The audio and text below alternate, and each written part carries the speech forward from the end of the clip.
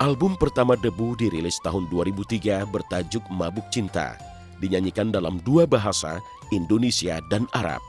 Setelah itu, beberapa album lainnya terus mereka kerjakan, masih dengan warna musik ala Debu yang makin akrab di telinga. Tapi publik nampaknya lebih tertarik pada sisi lain kehidupan pribadi Mustafa yang dianggap sebagai sosok pria yang tak biasa. Pandangannya soal cinta, asmara, juga perjalanan hidupnya dengan beberapa wanita untuk beberapa kalangan sangat sulit dicerna. Tapi inilah Mustafa Daud dengan segala keyakinannya. Saya kalau detail-detail soal ini yang pastinya kalau soal asmaranya, saya orangnya mungkin pasti kalau orang tahu jenis orangnya pasti akan bilang pokoknya akan disebut kata-kata yang nggak sopan gitu kan. Kalau buat saya bisa dikatakan sangat gampang jatuh cinta ya. Saya ngomong yang jujurnya ya.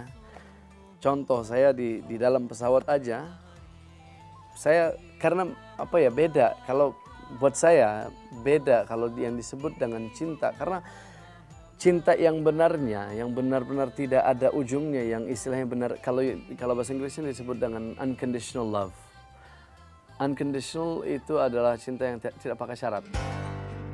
Ibarat sebuah benda, cinta tak pernah kekal abadi, kecuali pada yang kuasa.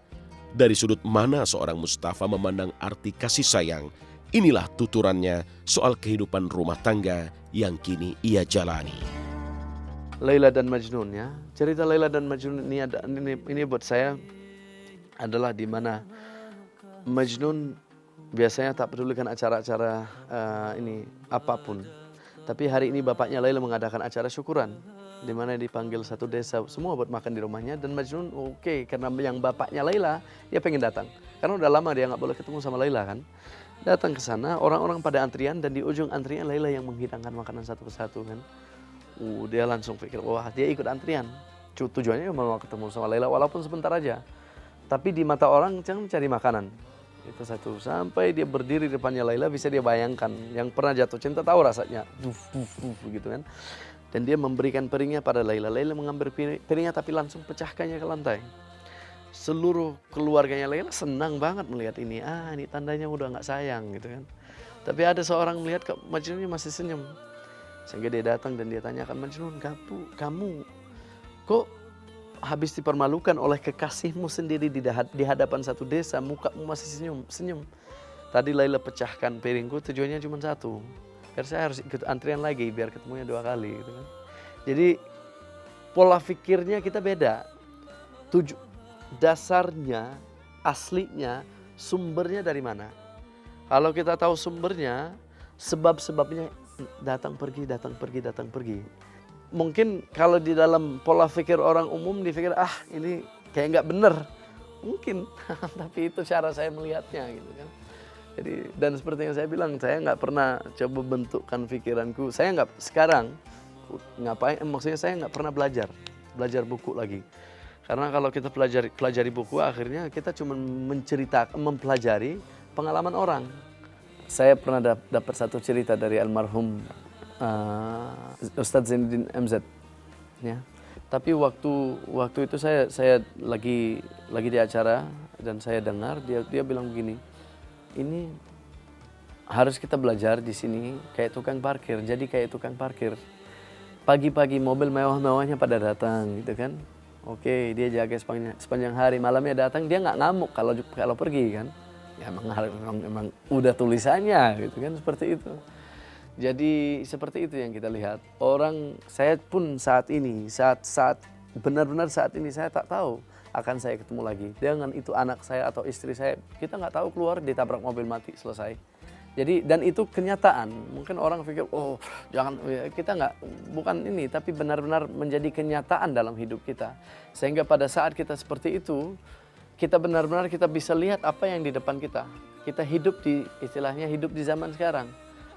Sedangkan pada saat kita hidup di zaman sekarang tinggal dinikmati doang. Itu, jadi bagaimana cara kita nikmati yang sekarang yang itu pun merupakan inti daripada pesan lagu-lagunya Debu.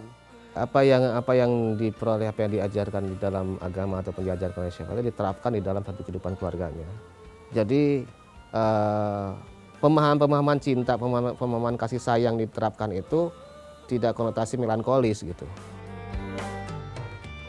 Kalau Mustafa bicara begitu berapi-api soal musik dan karyanya, maka untuk hal pribadi seperti istri dan anak, Mustafa mengaku lebih nyaman untuk menyimpannya sendiri.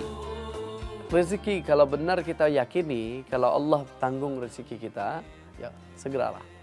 Kalau kita nggak yakini ya jangan.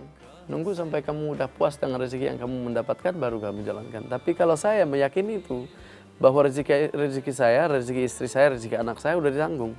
Buat saya ini ya, pernikahan adalah sesuatu yang kalau kita paham arti di baliknya, benar-benar di baliknya, ya, yang saya bicara syariat atau hukum alamnya di baliknya.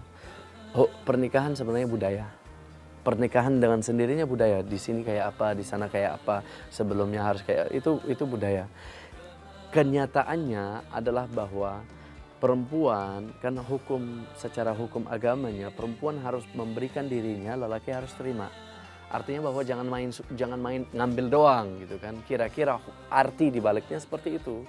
Pada saat kita memahami itu, bahwa hukum alam seperti itu, perempuan pada saat dia kan yang berhak untuk memberikan dirinya adalah perempuan. Kalau perempuan tidak setujui nikah, walaupun bapaknya maksa atau apa, mohon maaf, tidak sah pernikahannya. Perempuan pada saat dia sudah serahkan dirinya, dan saya bicara hukum di balik hukum, ya, hukum alamnya. Pada saat perempuan sudah memberikan dirinya, tidak pernah dia akan bisa lepas dari lelaki, kecuali lelakinya melepaskannya. Pilihan Mustafa soal jalan hidupnya tentu sah-sah saja ia jalani. Toh, sebuah pilihan adalah kesepakatan yang sampai kapanpun harus diterima baik dan buruknya. Termasuk cara ia menilai pandangan banyak orang yang mungkin saja tak setuju dengan cara pandangnya. Maka kalau Mustafa menyimpan erat-erat cerita kehidupan pribadinya, tentu ia punya alasan khusus untuk hal itu.